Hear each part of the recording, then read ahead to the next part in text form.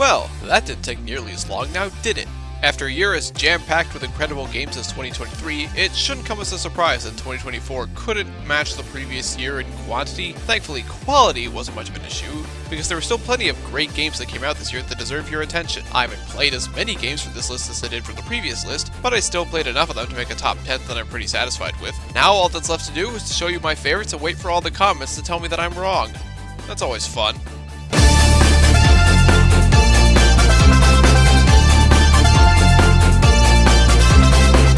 It's been an odd year for Nintendo. After they had a pretty stellar 2023, everybody expected them to reveal the Switch 2 pretty early on in the year, but that didn't happen until January 2025, so we needed games to tide us over in the meantime. Their game output was still pretty consistent throughout 2024, but none of their games reached the same heights as Tears of the Kingdom or Super Mario Bros. Wonder did last year. But hey, we did get a pretty great Mario Party game this year, so they have that going for them. Super Mario Party Jamboree is easily the best of the Switch Mario Parties, and maybe the best Mario Party game, period? Super Mario Party was a good step in the right direction after 9 and 10, but fell short on board design, and Superstars was a blast to play, but didn't really have much to offer outside of the core gameplay. Jamboree takes the excellent gameplay of Superstars and the creativity of Super and mixes them together to make a near-perfect party game experience in my eyes. We have 7 boards here, 5 new and 2 from the N64 games, which I think is the perfect balance between new and old. Rainbow Galleria is absolutely the standout here, but I enjoyed playing on all of them, and it was so nice to return to Western Land. But what really makes Jamboree stand out is the abundance of side modes, which are usually very hit or miss in previous games, but are surprisingly mostly enjoyable, especially the Koopathlon and Bowser Kaboom Squad. I really wish I could play those in local multiplayer, but I kinda get why I can't. The minigames are really fun, but that's no surprise, every console Mario Party game is really fun minigames. You can also disable the motion controls, which does mean some minigames won't come up in the rotation, but that's a pretty small sacrifice to make for accessibility. About the only complaint I have is that the pace of the board game is way slower than Superstar for some reason. The Jamboree buddy effects add up over time, which I understand, but I don't get why moving around the board takes way longer than usual. Whatever. Even that doesn't get in the way of the typical hilarious mayhem that Mario Party excels in. I know the Switch 2 is just around the corner, but if you're in the mood for chaotic multiplayer madness, I can easily recommend Super Mario Party Jamboree to anyone, just as long as you don't mind turning your friends into enemies.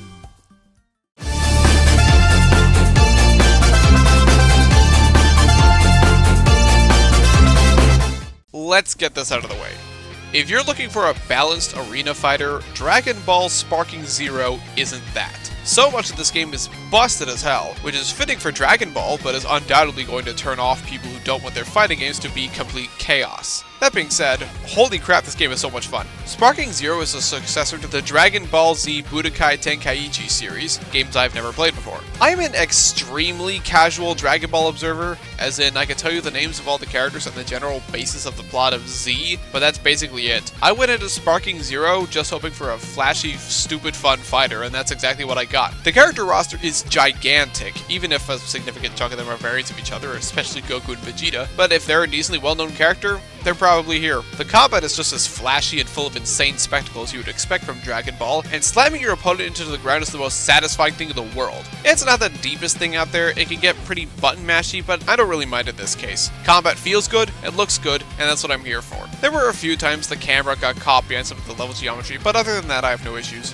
The episode battles are a really cool idea too, kinda like an extended arcade mode that goes over each character's journey across the series. Though Grade 8 Vegeta can go crawl into a hole and die, I do prefer Dragon Ball FighterZ, the more in-depth combat and quality over quantity approach to its roster appeals to me more, but if you're in the mood for some chaotic fun in your fighting game, Sparking Zero does that extremely well in my opinion. If only other anime arena fighters could get the same level of love and effort put into them. Looking at you, Jujutsu Kaisen.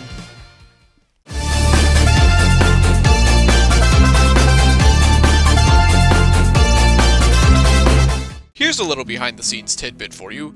When I was starting to write the script back in January, I had 9 games I knew for sure would be on here, but I couldn't decide on a 10th. There were a few games I played that I thought were good, but not quite top 10 material. So I decided to take a chance on a little game called Thank Goodness You're Here, developed by 2-man indie studio Cole Supper. I don't play a lot of indie games since they often go under my radar, but I saw a lot of people having a good time with this one, and it was on sale, so I picked it up. You know you're in for a wild ride when this is the very first thing you see upon starting the game. Thank Goodness You're Here could best be summed up as British humor, the video game. Thankfully, I'm very into British humor. Monty Python's Flying Circus is probably my favorite TV show of all time, and I can quote their movies front to back, and Arthur Christmas is a stupidly funny Christmas movie, so a game like this is right up my alley. The game consists of you running around and helping people with their problems by smacking things a lot and doing some basic puzzle solving. And this game is all about the memorable moments and kooky characters you'll run into, and all the laughs you'll get when encountering them. When the first character you run into after leaving the mayor's office is a guy who got his hand stuck in a grate for looking for a tuppence, you know exactly what you're in for. And he's only the very tip of the iceberg. If you like your games to be more gamey, this won't be for you. But if you're looking for some good laughs and weird moments that'll stick with you, I highly recommend you give Thank Goodness You're Here a try. Just don't smack the fish too hard, okay?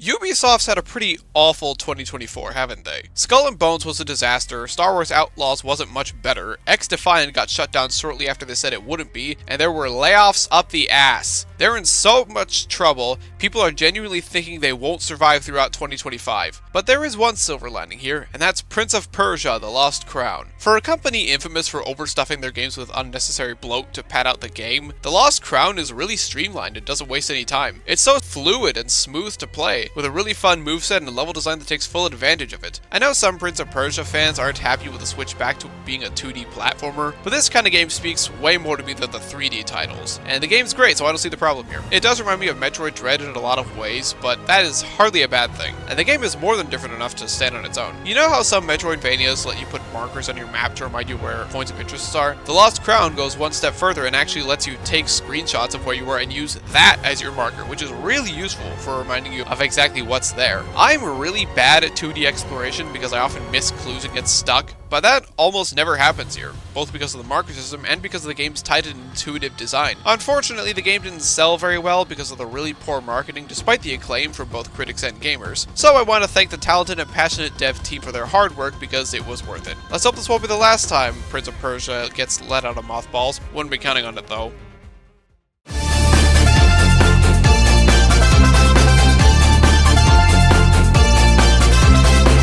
The Silent Hill 2 remake has had it pretty tough in the lead up to release. The fact that it's published by Konami, the video game company equivalent to Syphilis, and developed by Bloober Team, a studio whose track record with horror has been mixed at best, and the fact that it's a remake of one of the most beloved horror games of all time left many, myself included, very wary of the game. But then it actually came out and shocked everyone with just how impressive it was and how respectful it was to the original, much like the Resident Evil 4 remake from the previous year. Unlike RE4, I've actually never played the original Silent Hill 2, so this was a completely new experience to me. Unfortunately, I did know about the big reveal thanks to being one of the most well-known video game twists, but thankfully nothing else was really spoiled for me. The atmosphere was spot on. The heavy fog makes for a very oppressive tone that I'm very glad was brought back from the original. A lot of older games used fog to hide Poppin because of the draw distance, but the original Silent Hill 2, from what little I've seen, uses the fog to its advantage for the sake of making a gloomy mood, and the remake keeps it. Combat is fine enough, it works, but much like Alan Wake 2, it's not the focus. The focus is on exploring this depressing town of Silent Hill, progressing through the story to find out what happened to your deceased wife. James Sunderland is a far more interesting protagonist than someone like Leon Kennedy or Chris Redfield to me, and the journey he goes through kept my eyes glued to the screen the whole time despite already knowing what the big deal was with him. If I had to compare the two, I think Resident Evil 4 Remake is fun to play, but the Silent Hill 2 Remake is the more tense experience. I love RE4, but that game is not scary at all, while Silent Hill 2 kept me in a constant state of dread for most of the game, which I really admire. I don't know if this has converted me to a full-blown fan. I really should try out the original PS1, PS2 games to determine that, but I really enjoyed my time here. Bloober Team should be really proud of themselves with this one, and Konami should be grateful that this remake is good enough to almost wipe the stain of the HD collection out of our collective consciousness. Almost.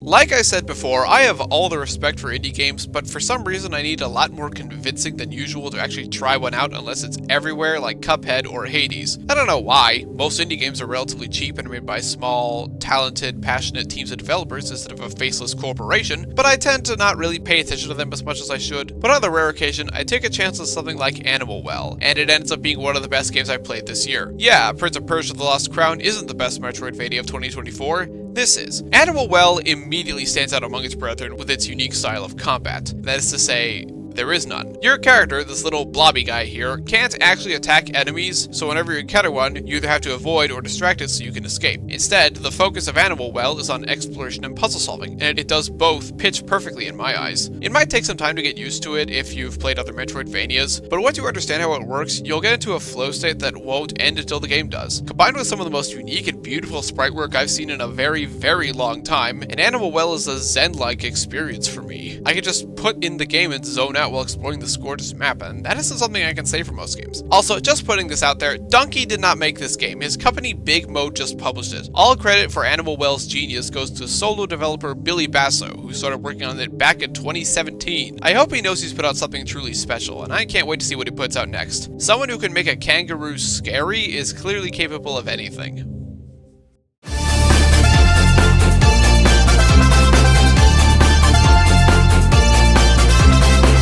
For all three of you that remember, I made a video at the beginning of 2024 talking about my most anticipated games of the year. I wasn't predicting what the best games of the year would be, I was just talking about the games I was most excited about. Minor spoilers, but only 2 games in that video are in my top 10 for this year, and I'm very happy that Tekken 8 was one of them. My experience with Tekken has been rather bare prior to this game, having only played Tekken 7 for about 5 minutes and being weirded out by the controls.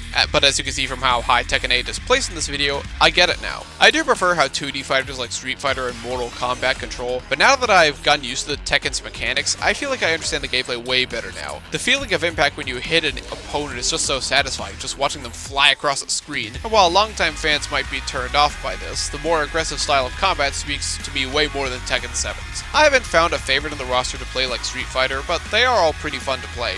The roster in general blows Street Fighter 6 and Mortal Kombat 1's out of the water, with 32 at launch containing most of the characters everyone wanted, with some of the few fan favorites remaining returning in the Season 1 and 2 DLC. The story is completely bonkers, with Kazuya having taken over the world and Jin teaming up with multiple groups of resistance fighters to stop him. It's not the deepest plot ever, you have absolutely seen this kind of story before, but it is supremely entertaining from start to finish, especially the insane final battle with Kazuya. It is without a doubt the best story mode I've ever played in a fighting game. Tekken Ball is here too.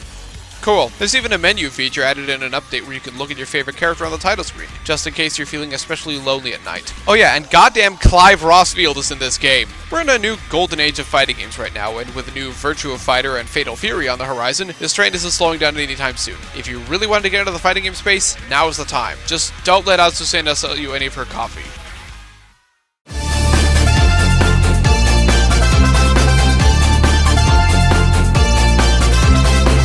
What immediately comes to mind when you think of a Game of the Year winner? Considering the games that took home the big prize at the Game Awards most years, they usually favor huge, sprawling adventures that fully immerse you in a big, believable world. Something like The Witcher 3, or Breath of the Wild, or Elden Ring, or Baldur's Gate 3. Not saying none of them deserve to win, they're all amazing games that absolutely deserve their wins. I'm just saying that that's the trend when it comes to the big winners. That being said, wow, was it satisfying to see Astro Bot take home the gold last year. As you can tell, it wasn't my personal Game of the Year, but it was such a knockout in every way that I'm more than happy to let it take the big trophy. I don't think I've ever played a game that just radiates with joy this much before. Every element of this game seems fine-tuned to just make you feel happy while playing it. Astro controls beautifully, with a recovery hover Super Mario Sunshine wishes it had, and level-specific power-ups that are all a blast to use, in some cases literally. The level design is top-notch across the board, and though it may look a lot like Super Mario Galaxy at first glance, Astro Bot does more than enough to stand out on its own. Do you ever go into a casino and freeze time to jump off giant coins in Mario Galaxy? I don't think so. The levels are largely linear, but those who like more exploration in their platformers will also be satisfied thanks to all the little bots you can rescue.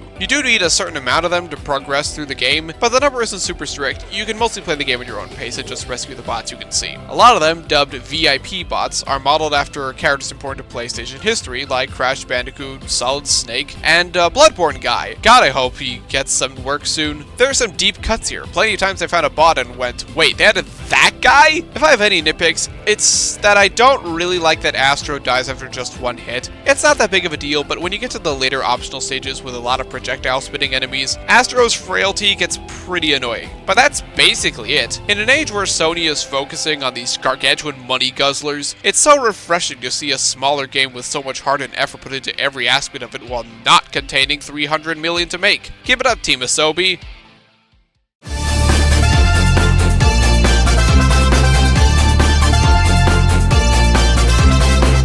Quick question. Do you count additional campaigns added to re-releases as their own games? I put out a poll with this question a few months ago, but 40 people is hardly enough to get a feel on what the general consensus is. I didn't see many people putting Bowser's Fury on their best games of 2021 list, so I'm just going to assume the answer is no. Look, I just want to talk about Shadow Generations again. I remember when this was announced back in last January's State of Play, and everyone was assuming that this would be a short edition with maybe a couple levels, kind of like Episode Shadow from Sonic Forces. But no, this is basically a new game that just so happens to be attached to Sonic Generations. Sonic Generations is amazing as always, but that game came out in 2011, so it's not eligible for this list. Shadow Generations, meanwhile, is the most polished and consistently high-quality 3D Sonic game since ever? I'm serious. Most 3D Sonic games infamously trip over their own feet at various points, even the better ones. Yet Shadow Generations walks tall for its entire runtime with no real slip-ups. All 6 levels and 12 acts are a blast to run through with tons of shortcuts, skips, and pathways to make replaying them as much fun your 6th time as your first. And the 4 bosses are both really cinematic while also having mechanical depth without making you just mash buttons like the Titan fights in Frontiers. Controlling Shadow hasn't felt this good since Adventure 2, and it honestly puts the other Boost games controls to shame. Even the story is surprisingly solid, serving as a reintroduction to Shadow's character, throwing all elements at his past like Maria, Professor Gerald, and Black Doom, while never losing focus and going off in weird directions like Shadow's last game did. I'm honestly shocked Sonic Team has made a game this polished and fun all the way through, since they're infamous for making games that lack polish, and they should be very proud of themselves for making a genuine Game of the Year contender. Combined with the awesomeness of Vanilla Generations and Sonic X Shadow Generations, dumb name aside, is a package that I can recommend not just to Sonic fans, but to anyone and everyone. The Sonic franchise hasn't been in this good a state since its heyday in the 90s, and God help me, I'm actually really looking forward to whatever Sonic Team's cooking up next. Please don't screw it up. Please.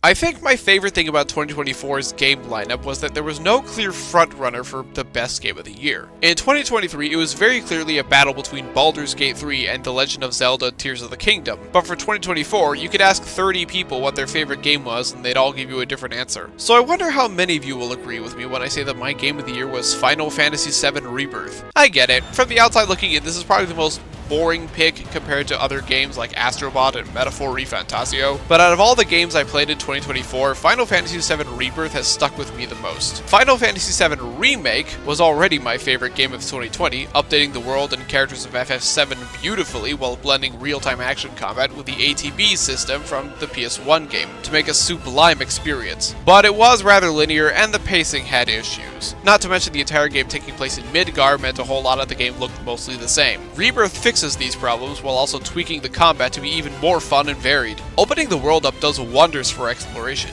as while the story does follow a linear progression, you can still go off the beaten path and run around wherever you feel like to do side quests and play minigames much like the original. Rebirth also continues Remake's trend of fleshing out and expanding on all areas of the original game, most notably upgrading Yuffie and Vincent from optional party members to being fully integrated into the main story. I actually care about Yuffie now, which is something I never thought I'd say, and even Cait Sith, or Kenshi, whatever you prefer, is tolerable now. I know the world of FF7 is kind of a dystopia with Shinra and Sephiroth around, but the locales are so beautiful I actually kind of want to go there. Costa del Sol is a seaside paradise. The Gold Saucer is either heaven or hell depending on whether you like minigames. Cosmo Canyon is absolutely breathtaking to look at and explore, and I'm just scratching the surface. Like I said, combat has been touched up and refined. In particular, they added team-up attacks, which do kind of boil down to push a button and watch a small cutscenes, but god, they look cool as hell. The bosses are even better and tougher than the ones in Remake, which is mighty impressive considering how great the bosses were there. I was concerned about the story direction going in, but for about 95% of the game I had no issues with it, mostly sticking with the original's plot of chasing down Sephiroth until we get to the endgame. After that,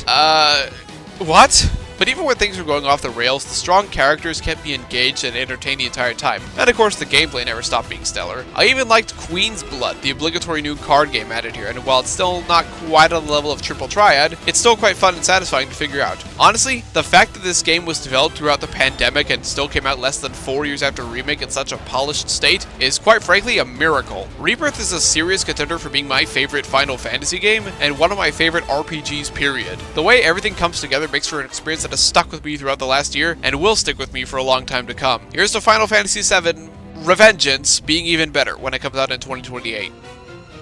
And that's a wrap on another list. Like I said, I played far fewer games last year than I did in 2023, partly because I was playing catch-up on 2023 games, partly because I wanted to focus more on smaller experiences, as FF7 Rebirth is the only one I'd consider long.